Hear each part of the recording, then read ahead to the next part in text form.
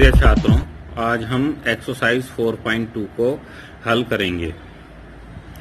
Exercise 4.2 के पहले प्रश्न में हमें द्विघात समीकरणों के हल ज्ञात करने हैं। तो पहले प्रश्न का पहला खंड है x square minus 3x minus 10 बराबर 0। तो हमें यहाँ पर 10 के ऐसे गुणनखंड करने हैं जिनका अंतर 3 हो। यहाँ पर ध्यान से देखें तो 10 का चिन्ह ऋणात्मक है, इसलिए हमें अंतर लेना पड़ेगा। अगर यहाँ पर यह 10 प्लस का होता तब हम 10 के गुणनखंडों का योग इस प्रकार का योग लेते कि वह उसका योग 3 होता। अब चूंकि माइनस का 10 है तो इसलिए हम 10 के ऐसे गुणनखंड लेंगे जिनका अंतर 3 हो। तो 5 दूनी 10 हो जाएगा, 5 में से 2 घटाएंगे तो 3 प्राप्त होगा। तो 3 के स्थान पर हम लिखेंगे 5 माइनस 2 और अब x से अंदर गुणा कर देंगे तो हो जाएगा हमारा एक्स स्क्वायर माइनस 5x और minus into minus plus 2x minus 10 बराबर 0। शुरू के 2 पदों में x कॉमन ले लेंगे तो बचेगा हमारे पास x माइनस 5। आखिर के 2 पदों में से 2 कॉमन ले लेंगे तो x माइनस 5 बचेगा। अब x माइनस 5 दोनों पदों में है, कॉमन ले लेंगे तो पहले पद से x बचेगा और दूसरे पद से प्लस का 2। तो इस प्रकार दूसरा गुणनखंड प्राप्त होगा x प्लस 2। यदि x माइनस 5 बराबर 0 तो x बराबर हो जाएगा 5 को दाईं ओर ले जाएं तो 0 प्लस 5 तो x बराबर 5। और यदि x प्लस 2 बराबर 0 तो x बराबर 0 माइनस 2 तो x बराबर 2 प्राप्त होगा। तो x बराबर 5 और माइनस 2 प्राप्त होगा। दूसरा खंड है, पहले प्रश्न का दूसरा खंड है 2x square plus x minus 6। अब यहाँ पर x स्क्वायर का भी गुणांक है तो इसकी हम अचर पद में गुणा कर लेते हैं। तो 2 छंग 12। अब चूंकि 6 ऋणात्मक है तो हमें 6 दूनी 12 के ऐसे गुणनखंड लेने हैं जिनका अंतर, x का गुणांक यहाँ कुछ नहीं लिखा है तो हम यहाँ पर x का गुणांक 1 मानेंगे, अर्थात तो 12 के ऐसे गुणनखंड जिनका अंतर 1 हो। तो 4 तिया 12 प्राप्त होते हैं। तो एक्स स्क्वायर प्लस 4 ब्रैकेट में आ जाएगा 4 माइनस 3 एक्स माइनस 6 बराबर 0। एक्स से अंदर गुणा करेंगे तो 2x square plus 4x minus 3x minus 6 बराबर 0। शुरू के 2 में से 2x कॉमन ले लेंगे तो x प्लस 2 बचेगा। लास्ट के 2 में से माइनस का 3 कॉमन ले लेंगे तो x प्लस 2 बचेगा। अब x प्लस 2 को कॉमन ले लेंगे तो 2x माइनस 3 प्राप्त होगा। यदि x प्लस 2 बराबर 0 तो x बराबर माइनस 2 और यदि 2x माइनस 3 बराबर 0 तो x बराबर 3/2 प्राप्त होगा। तीसरा खंड है under root 2 x square plus 7x plus 5 under root 2 बराबर 0। अब हम यहाँ पर 5 अंडर रूट 2 और अंडर रूट 2 के गुणा कर देंगे तो अंडर रूट 2 गुणा अंडर रूट 2 2 पंजे 10। 10 के ऐसे गुणनखंड x का गुणांक 7 है तो 10 के ऐसे गुणनखंड जिनका योग 7 हो तो 5 दूनी 10, 5 और 2 7 प्राप्त होता है। तो under root 2 x square plus 5 plus 2 x plus 5 under root 2 बराबर 0। अब x से अंदर गुणा कर देंगे तो under root 2 x square plus 5x plus 2x plus 5 under root 2 बराबर 0। x कॉमन ले लेंगे तो अंडर रूट 2x प्लस 5 और आखिर के 2 में से अंडर रूट 2 कॉमन ले लेंगे तो अंडर रूट 2x प्लस 5 बराबर 0 प्राप्त होगा। अब अंडर रूट 2x प्लस 5 को कॉमन ले लेंगे तो x प्लस अंडर रूट 2 दूसरा गुणनखंड प्राप्त होगा। यदि under root 2 plus under root 2x plus 5 बराबर 0 तो 5 को पक्षांतरित करेंगे तो अंडर रूट 2x बराबर माइनस 5 हो जाएगा और अंडर रूट 2 को भी पक्षांतरित कर देंगे तो x बराबर होगा माइनस 5 बटे अंडर रूट 2। और बटे में अंडर रूट लिया नहीं जाता है तो इसलिए अंश और हर में अंडर रूट 2 से गुणा कर देंगे तो माइनस 5 गुणा अंडर रूट 2 बटे अंडर रूट 2 गुणा 2, अंडर रूट 2 की गुणा 2 हो जाएगी माइनस 5 अंडर रूट 2 बटे 2। यदि x प्लस अंडर रूट 2 बराबर 0 तो x बराबर माइनस अंडर रूट 2 प्राप्त होगा। पहले प्रश्न का चौथा खंड है 2x² माइनस एक्स प्लस 1/8 बराबर 0। अब यहाँ पर बटे में 8 प्रॉब्लम कर रहा है तो इसलिए 8 से गुणा कर देंगे तो 8 दूनी 16x² माइनस 8x और 8 ही कम 8 से 8 कैंसिल हो जाएगा तो 1 बचेगा बराबर 0। अब 16 और 1 की गुणा कर देंगे तो 16 ही कम 16। अब 8 16 के ऐसे गुणनखंड जिनका योग 8 हो, क्योंकि x का गुणांक 8 है तो 4 चौक 16, 4 और 4 8 होते हैं तो 16x² minus 4 plus 4x plus 1 बराबर 0। x से अंदर गुणा कर देंगे तो 16x² minus 4x minus 4x plus 1 बराबर 0। शुरू के दो पदों में 4x कॉमन ले लेंगे तो 4x माइनस 1, लास्ट के दो पदों में -1 कॉमन ले लेंगे तो 4x माइनस 1 प्राप्त होगा। अब 4x माइनस 1 कॉमन ले लेंगे तो दूसरा पद भी 4, पहले पद से बचेगा 4x और दूसरे से बचेगा -1 तो दूसरा पद भी हो जाएगा 4x माइनस 1 बराबर 0। यदि 4x माइनस 1 बराबर 0 तो 4x बराबर हो जाएगा माइनस का 1 पक्षांतरित होकर के प्लस का हो जाएगा और 4 गुणा में है तो पक्षांतर पर भाग में जाएगा तो x बराबर प्राप्त होगा 1/4। इसलिए x बराबर 1/4 1/4, क्योंकि द्विघात समीकरण के सदैव दो उत्तर होंगे इसलिए चूंकि दोनों गुणनखंड एक हैं तो एक ही आंसर को हम 2 बार लिख देंगे, 2 बार अलग अलग हल करने की आवश्यकता नहीं है। पांचवा खंड है 10x² माइनस 20x प्लस 1 बराबर 0। तो 100 और 1 की गुणा करेंगे तो 100 ही कम 100 प्राप्त होगा और 100 के ऐसे गुणनखंड जिनका योग 20 हो तो 10 ढाई 100, 10 और 10 20 प्राप्त होगा। तो 100x² minus 10 plus 10 x plus 1 बराबर 0। x से अंदर गुणा कर देंगे तो 100x² minus 10x minus 10x plus 1 बराबर 0। शुरू के दो पदों में से 10x कॉमन ले लेंगे तो 10x माइनस 1 बचेगा, लास्ट के दो पदों में -1 कॉमन ले लेंगे तो 10x माइनस 1 बचेगा। अब 10x माइनस 1 कॉमन ले लेंगे तो दूसरा पद भी 10x माइनस 1 प्राप्त हो जाएगा।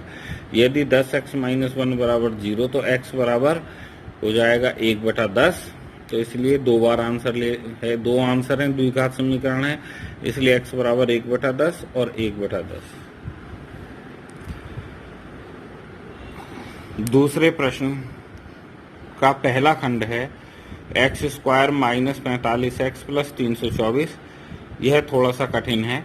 अब यहाँ पर हमें 324 के ऐसे गुणनखंड करने हैं जिनका योग, क्योंकि 324 प्लस का है, जिनका योग x का गुणांक 45 है तो जिनका योग 45 हो तो हम इसको इसके आल फैक्टर्स विधि से हम इसके गुणनखंड करते हैं।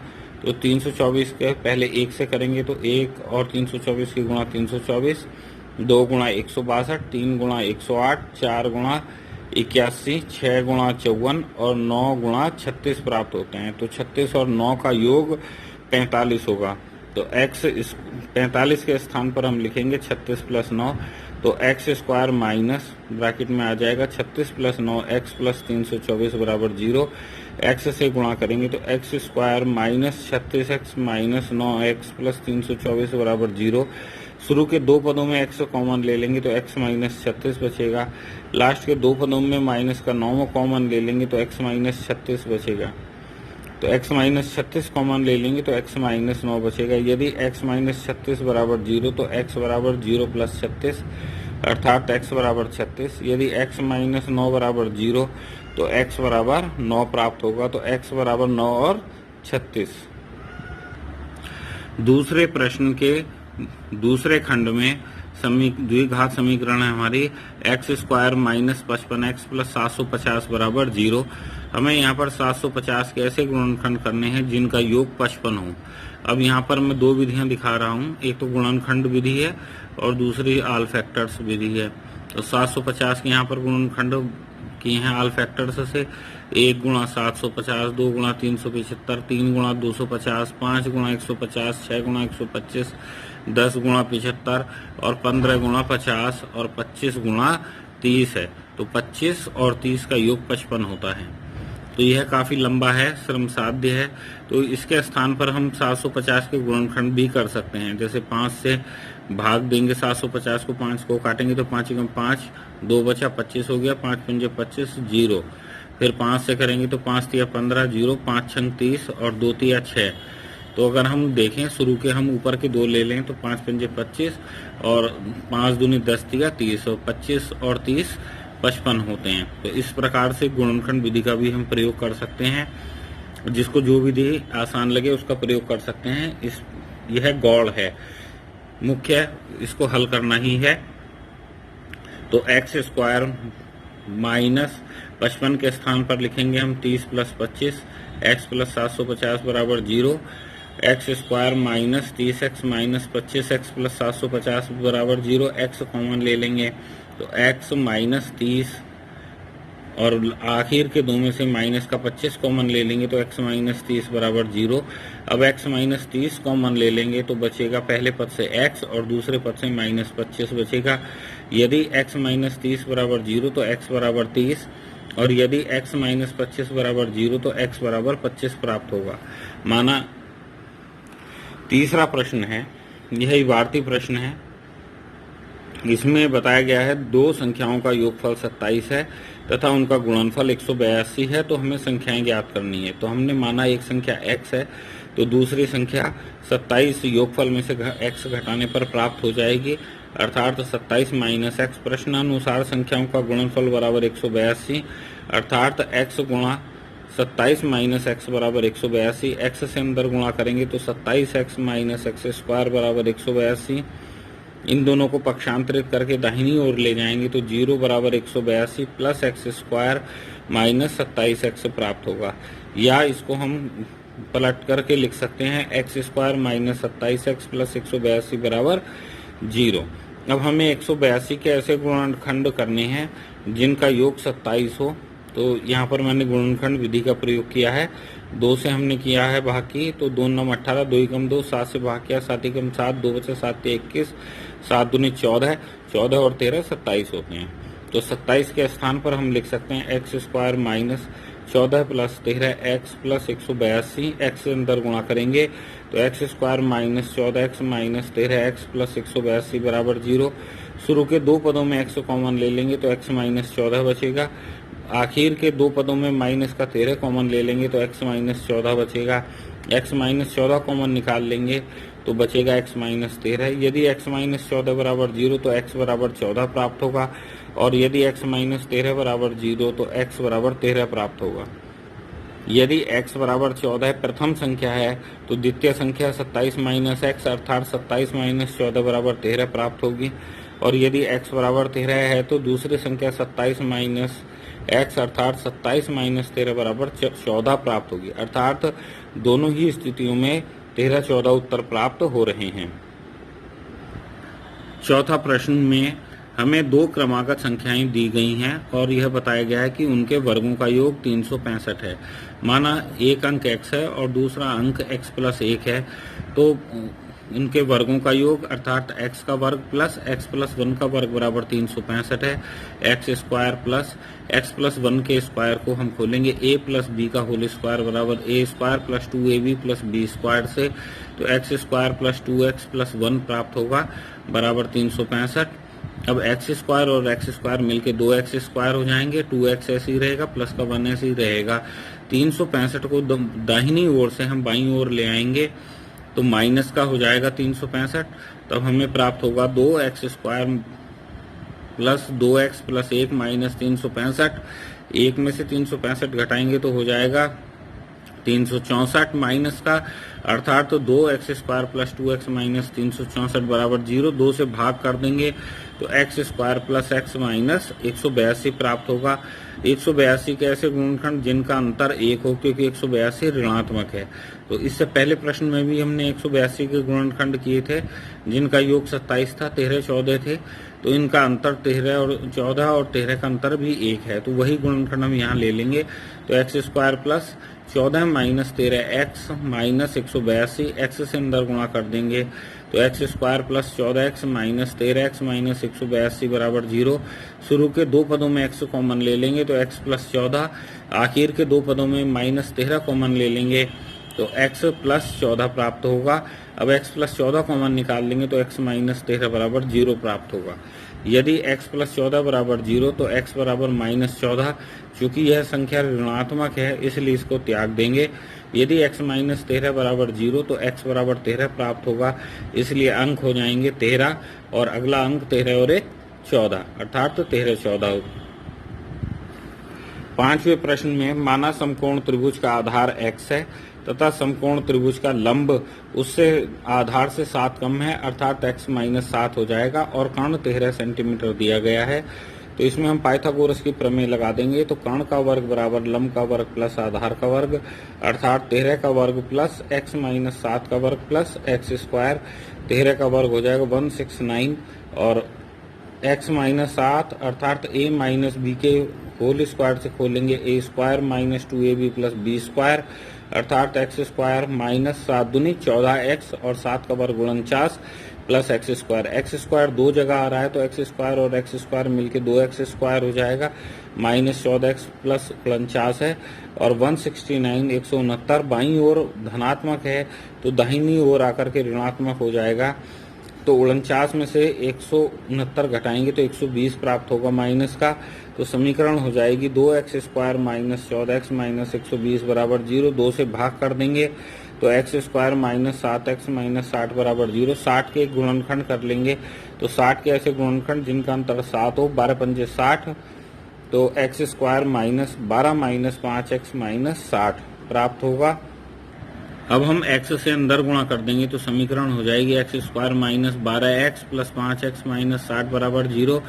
शुरू के दो पदों में x कॉमन ले लेंगे तो x माइनस 12, आखिर के दो पदों में प्लस का 5 कॉमन ले लेंगे तो x माइनस 12 बचेगा अर्थात x माइनस 12 कॉमन ले लेंगे तो x प्लस 5 बचेगा। यदि x प्लस 5 बराबर 0 तो x बराबर माइनस 5 प्राप्त होगा, त्याज्य क्योंकि किसी भी त्रिभुज का आधार ऋणात्मक नहीं हो सकता। यदि x माइनस 12 बराबर 0 तो x बराबर 12 तो इसलिए आधार बराबर 12 सेंटीमीटर, लंब हो जाएगा 12 माइनस 7 बराबर 5 अर्थात 5 सेंटीमीटर। छठे प्रश्न में हम मान लेते हैं कि एक बर्तन का मूल्य x रुपए है और कुल उत्पादित बर्तनों का मूल्य 90 रुपए है। तो कुल उत्पादित बर्तनों की संख्या है, कुल बर्तनों के मूल्य को एक बर्तन के मूल्य से भाग दे दें अर्थात 90/x। और हमें यह बताया गया है कि एक बर्तन का मूल्य कुल उत्पादित बर्तनों की संख्या के दुगने से 3 अधिक है। तो हम 90/x में 2 से गुणा करके 3 जोड़ देंगे तो वह x के बराबर ही प्राप्त होगा। तो x बराबर 2 90/x प्लस 3 अर्थात 180/x प्लस 3। एल्शियम में ले लेंगे हम x तो हो जाएगा x बराबर 180 प्लस 3x बटे में x है तो x को बाईं ओर ले जाएंगे तो x और x गुणा x स्क्वायर हो जाएगा। तो x स्क्वायर बराबर 180 प्लस 3x, 180 और प्लस के 3x को दाहिनी ओर पक्षांतरित कर देंगे तो x square minus 3x minus 180 बराबर 0 प्राप्त होगा। 180 के हमें ऐसे गुणनखंड करने हैं जिनका अंतर 3 हो। तो हम यहाँ पर गुणनखंड विधि का प्रयोग कर रहे हैं। इधर मैंने लाल रंग से इसको हल करके दिखाया है। 15 और 12 का 2 गुणनखंड प्राप्त होते हैं जिनका अंतर 3 है। तो 3 के स्थान पर 15 माइनस 12 ले लेंगे तो x square minus 15 minus 12 x minus 180 बराबर 0। x से अंदर गुणा कर देंगे तो x square minus 15x plus 12x minus 180 बराबर 0। शुरू के दो पदों में x कॉमन ले लेंगे तो x माइनस 15 बचेगा, आखिर के दो पदों में 12 कॉमन ले लेंगे तो x माइनस 15 बचेगा। अब x माइनस 15 कॉमन ले लेंगे तो x प्लस 12 बचेगा। यदि x प्लस 12 बराबर 0 तो x बराबर माइनस 12 त्याज्य है। यदि x माइनस 15 बराबर 0 तो x बराबर 15 है, इसलिए एक बर्तन का मूल्य है 15 रुपए।